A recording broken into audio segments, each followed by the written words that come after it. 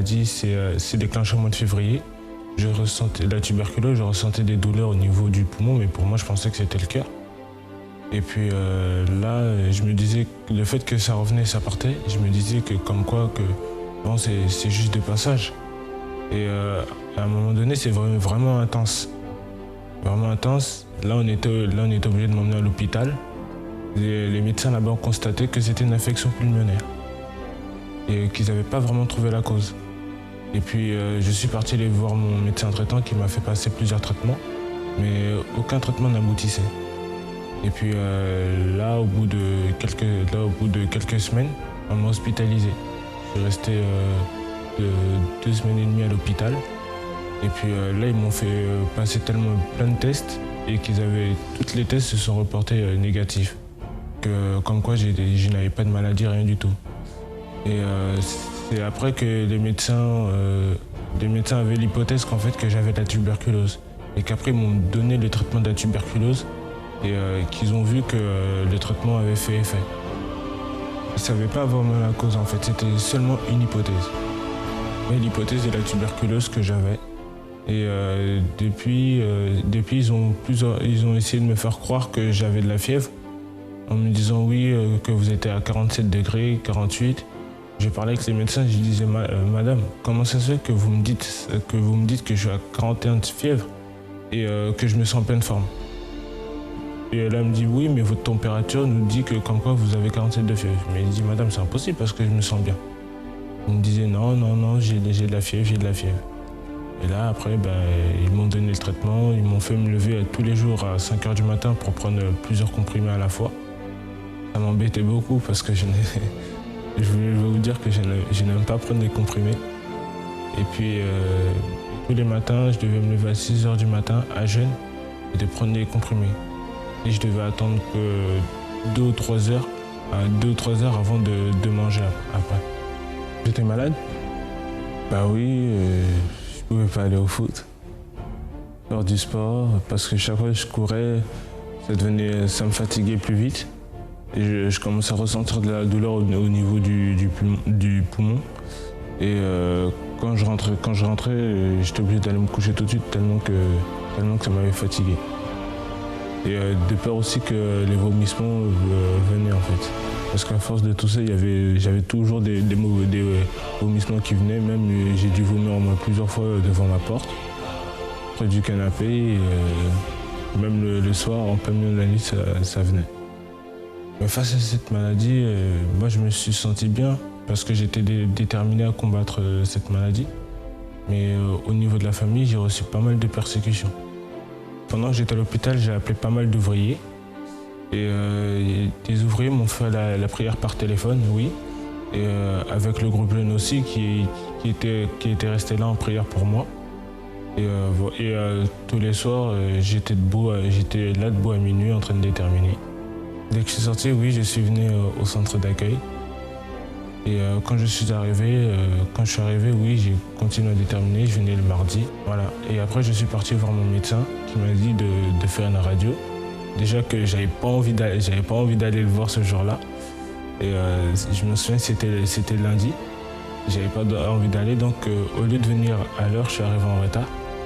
Et le médecin m'a demandé si je prenais mes comprimés toujours. Je voulais pas lui dire non, mais je lui ai fait comprendre que je les prenais toujours. Et puis il m'a donné un autre rendez-vous le mardi, mais de faire la radio avant. Alors je suis parti, je me suis levé, j'ai fait ma radio et je suis parti le voir. Et là il a mis la radio, il a regardé, il a dit il n'y a rien, c'est propre. Et après il a dit que tous les traitements, tout ce qu'on a fait, on arrête, c'est terminé. Aujourd'hui je suis totalement guéri, en pleine forme. Ah oui, je peux courir, je peux même aller au foot, retourner. Les vomissements, ça s'est arrêté, c'est terminé. Plus de vomissements, plus rien. Ah bah oui, là je peux courir même de faire de Paris à Saint-Denis sans m'arrêter.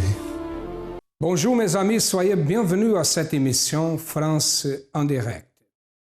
N'importe quelle est la difficulté, la barrière, le problème qui est dans la vie d'une personne, à travers une décision, à travers une opportunité, une décision, la vie d'une personne peut changer complètement. La personne la plus méprisée, la plus malade, la plus triste, déprimée, opprimée, à travers une attitude, la situation peut changer complètement. Changer complètement. Croyez-vous à ça? Nous allons écouter l'histoire de quelqu'un qui est arrivé au centre d'accueil avec une vie complètement détruite.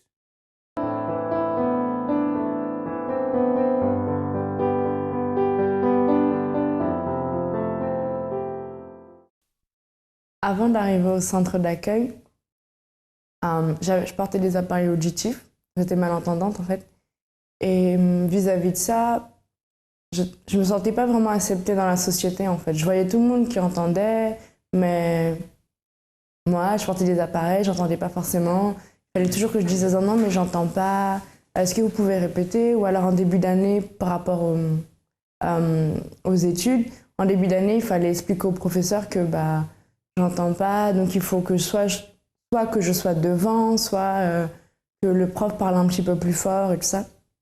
C'était pas facile parce que parfois c'était les profs, sans s'en rendre compte, qui me méprisaient d'une certaine façon, ou alors par rapport aux amis, quand je demande est-ce que tu peux répéter, non, t'avais qu'à entendre. Enfin, c'était des phrases, plus ça allait, plus ça rendait dingue. On avait envie de taper la personne parce que c'était pas forcément de notre faute. Surtout que par rapport à ça, c'était suite à un accident. Donc, quand j'étais petite, pour moi, j'étais pas fautive et je comprenais pas pourquoi.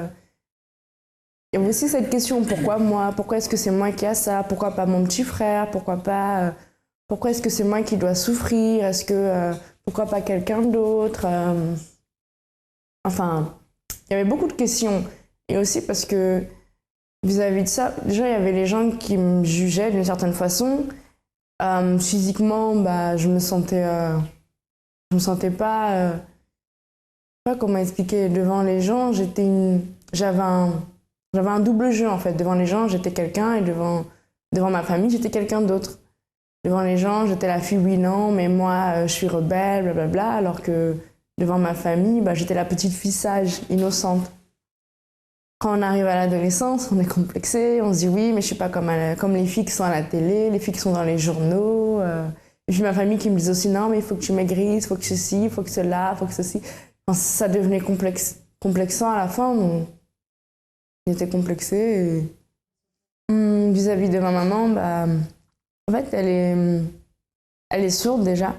Donc avec elle, c'était plus facile parce qu'elle me comprenait, on va dire. Elle comprenait tout ce que je ressentais. Et donc, il n'y avait pas de... C'était ma meilleure amie, en quelque sorte. Enfin, voilà. C'est plus arrivé à l'adolescence où je commençais à me détacher de ma maman, à vouloir être plus indépendante. Et bon, elle aussi, elle n'était pas là pour me dire « Non, mais qu'est-ce que tu fais ?» Enfin, elle me laissait aussi partir parce qu'elle savait que c'était le normal.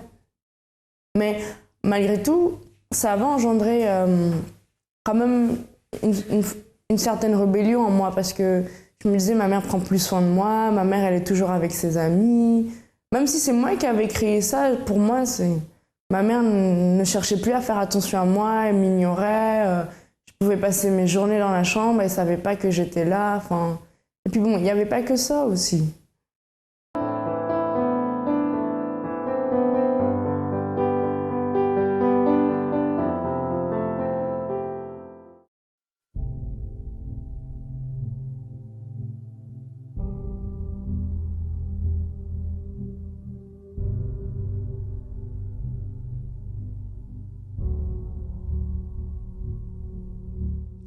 Je dois dire que je suis guérie, mais comme ça a confirmé ma foi, je vais rentrer à l'hôpital la semaine prochaine. Hein? Alors, pourquoi vous pleurez? Vous avez vu ce que Dieu a fait dans votre maman? Ok, vous êtes guéri au nom du Seigneur Jésus. Amen. Vous êtes guéri au nom du Seigneur Jésus. Ok?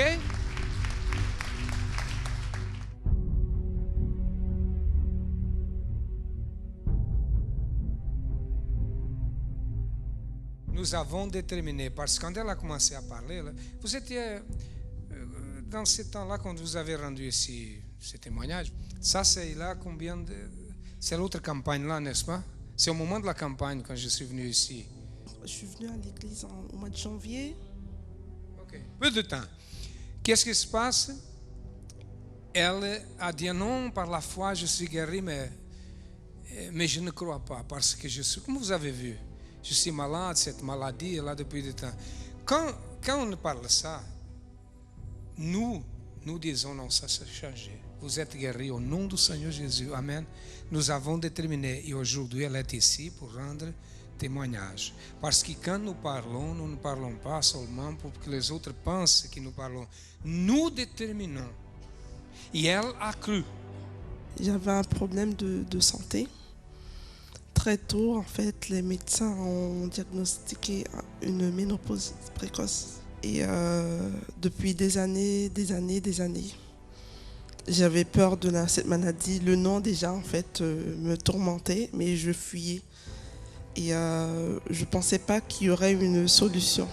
Et tout ce qu'on avait fait, tout ce qu'on a diagnostiqué, ça montrait que en fait, mes organes en fait, vieillissaient, s'atrophiaient. Et ça rentre dans le cadre en fait, des personnes qui ont un certain âge, qui sont en ménopause. J'ai connu le centre d'accueil. J'ai mis en pratique en fait, les conseils qu'on nous donne. Il y avait la campagne d'Israël. J'ai fait ma première campagne d'Israël. Et Dieu m'a béni. Dieu m'a guéri. Vous avez fait la campagne, vous avez sacrifié? Oui, j'ai sacrifié, oui. Vous êtes guéri complètement? Complètement. Avant les analyses, en fait, tout ce qu'on faisait, oui, disait, en fait, c'était pas les médecins oralement, mais j'avais les preuves. J'avais les preuves en main, j'avais les symptômes qui apparaissaient. Les médecins, en fait, l'ont confirmé. J'ai été opérée pour vérifier et le médecin m'a dit normalement, je suis normale. Vous êtes normal. Voilà. Elle a cru, elle a participé de la campagne, elle a cru à ça et aujourd'hui, les médecins ont vu qu'elle est guérie. Ce n'est pas parce qu'elle dit je suis guérie, non. Les médecins ont dit qu'elle n'a rien.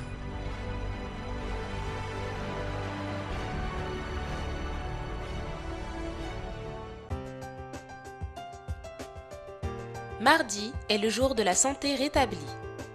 Vous souffrez à cause de douleurs dans votre corps, dépression, anxiété, maladie ou un autre problème de santé persistant, cette réunion est indiquée pour vous.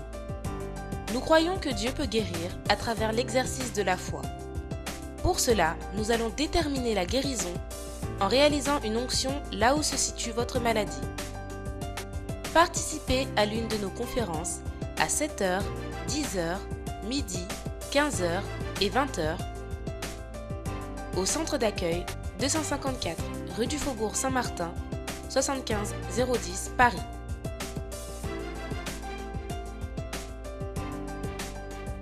Ou dans le centre d'accueil le plus proche de chez vous. Toutes les informations sur notre ligne AMI 24 heures au 01 53 35 85 12 ou sur le www.centredaccueil.net. Claire, elle avait un problème de santé, d'audition. Elle utilisait une prothèse auditive. Elle se sentait une personne méprisée. Elle avait des complexes. Elle était une personne agressive. Pourquoi ça? Qu'est-ce qui s'est passé dans sa vie? Pourquoi elle était comme ça?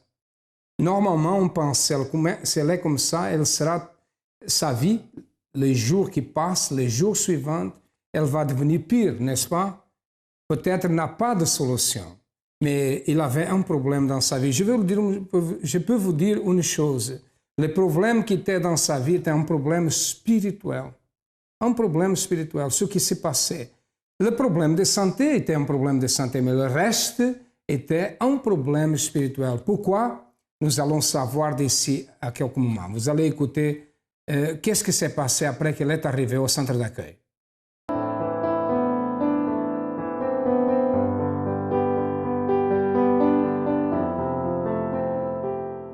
C'est comme ça que je suis arrivée au centre d'accueil. J'entendais pas bien, j'étais malentendant.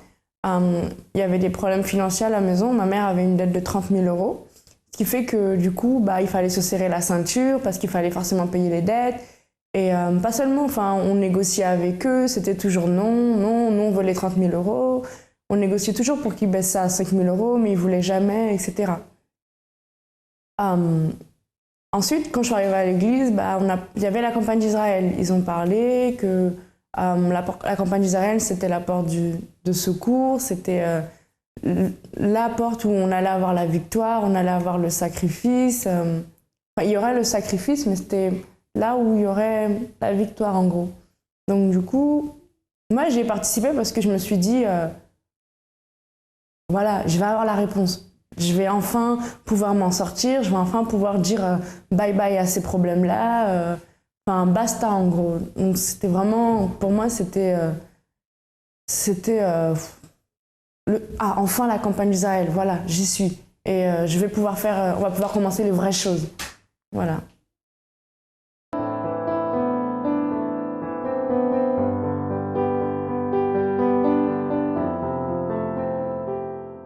J'avais un kyste. Quand j'ai été faire la radio de contrôle, la dame me dit qu'est-ce que je viens faire. Je lui dis mais j'ai un kyste, voilà les résultats, je viens vérifier s'il a grossi ou pas. Elle me dit qu'il n'y a rien. J'ai dit amen, grâce à Dieu. Que Dieu vous bénisse. En tant que musulmane, je partais plutôt chez les marabouts. Vous étiez musulmane? J'étais musulmane. Je suis née musulmane et puis toute ma famille, il n'y a que moi qui me suis baptisée maintenant. J'ai tourné partout, je n'ai pas trouvé la solution. C'est une amie à moi qui fréquentait le centre, qui avait les mêmes problèmes avec moi dans le temps. Et quand je l'ai vue 3 ans après, elle était devenue superbe. Alors je lui ai demandé... Vous avez vu le changement dans votre amie? Oui, beaucoup, beaucoup. Et je lui ai demandé ce qu'elle avait fait. Elle m'a dit, je vais t'amener là où j'ai trouvé la guérison. Qu'est-ce qui s'est passé? Comment êtes-vous maintenant? Oh, je suis une personne heureuse par ma santé parce que je marche. J'étais 3 ans assise sur une chaise paralysée et maintenant, comme je marche... Vous étiez paralysée 3 ans? 3 ans assise. Sans le centre universel, je ne peux plus vivre, pasteur. Parce que je ne peux plus vivre là où il y a une ville qui n'a pas le centre. Parce que j'ai fait ma rencontre avec le Seigneur dans le centre. J'étais partie chez les évangéliques, j'étais chez les autres... Les religions. Autre dénomination. Voilà. Mais ça n'a pas marché. C'est ici que vous avez trouvé la félicité. Le Seigneur ici. Amen. Grâce à Dieu. Que Dieu vous bénisse. Merci. J'ai 4 petits-fils et ma mère m'a appelé mardi. Lundi, j'ai fait mardi, ma mère m'a appelé. Il me dit, sois à l'hôpital avec mon petit-fils. Il doit mourir, tout ça. Je dis, mais pourquoi il doit mourir? Il dit, non, là, ça ne va pas. Tout le monde pleure pour mon petit-fils à l'hôpital. Après, je n'ai rien dit. Comme j'ai fini de travailler, je suis partie à la maison. Je cours, je viens à présent, mon petit-fils à l'hôpital. Il est gravement malade. Comment je peux faire passer? Mais mets ta foi. Crois à Dieu. Si tu es sûr que tu es fidèle avec Dieu, tu es tout. Laisse tomber. Après, Dieu l'a guéri. Dieu a guéri mon petit-fils. Ma mère m'a appelé, me dit, mon petit-fils est guéri. Amen. Grâce à Dieu. Claire était malade, elle avait des problèmes comme elle a raconté. Et maintenant, le problème de sa mère, une dette de 30 000, des problèmes de presque misère, des conflits dans la maison. Avant que nous sachions quel a été le résultat, j'ai une question pour vous poser. Comment va votre vie maintenant? Qu'est-ce qui se passe dans votre vie, dans votre famille, avec votre santé, ou peut-être dans votre vie professionnelle, ou votre vie financière? Quelle est la barrière? Quel est le problème, la difficulté qu'il y a dans votre vie? Peut-être vous êtes quelqu'un qui a déjà pensé abandonner, a déjà pensé c'est le destin, ma vie doit être comme ça. Mes amis, si nous croyons que Dieu existe, et ça c'est le grand problème, beaucoup de personnes croient que Dieu existe, elles-mêmes elles prient, elles ont une foi, mais sa vie ne change pas. Vous savez pourquoi? Parce qu'il faut connaître le Créateur. Il faut pratiquer une foi intelligente. Et à travers cette foi intelligente, tout peut changer complètement. Nous allons écouter maintenant qu'est-ce qui s'est passé dans la vie de Claire, de sa mère. Elle était malade, sa mère avait une grande dette, il avait des conflits, il avait beaucoup de situations difficiles. Elle a participé à la campagne d'Israël, que nous sommes en train de vivre cette campagne d'Israël. Et à travers la campagne d'Israël, regardez le résultat.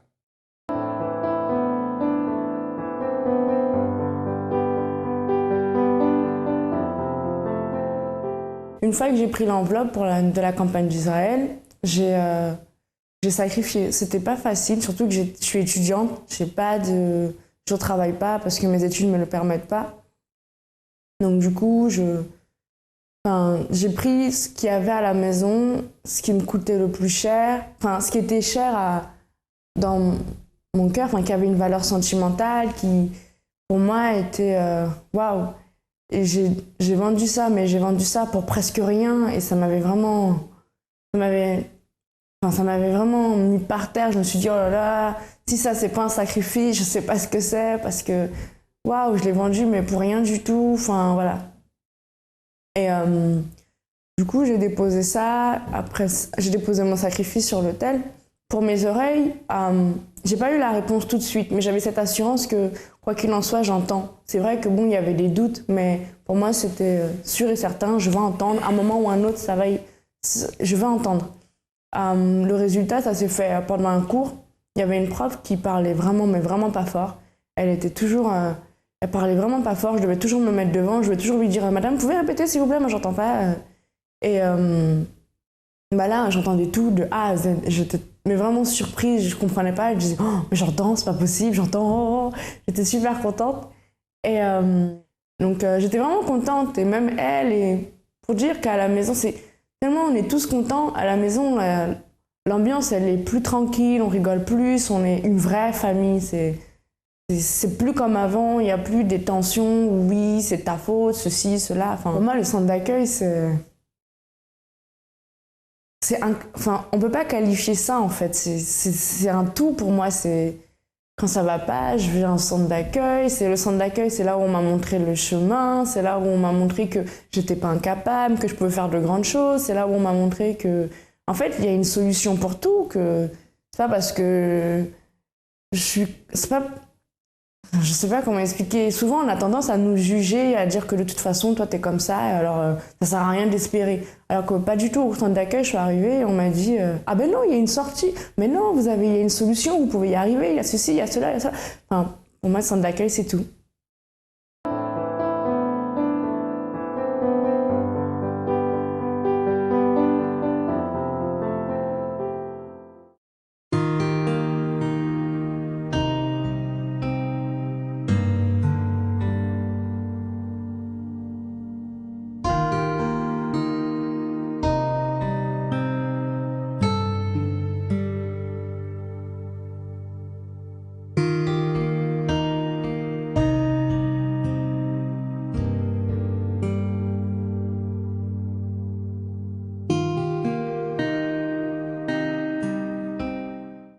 J'étais paralysé pendant 6 mois.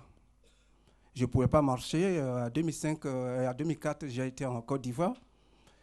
Et j'ai construit là-bas. J'ai pris 6 mois pour construire une maison. Quand j'ai fini la maison, je suis venu à Paris pour pouvoir faire mes activités. Et en 2005, du coup, je ne pouvais plus marcher à la maison. Je ramplais. Je ne sais pas d'où ça vient. J'ai été à l'hôpital partout. Personne ne trouve ce remède. Et j'appelle ma mère, je dis, mais qu'est-ce qui se passe? Je ne comprends pas. Et que je souffre ici. J'ai connu le centre d'accueil, on m'a évangélisé au métro, Vigif.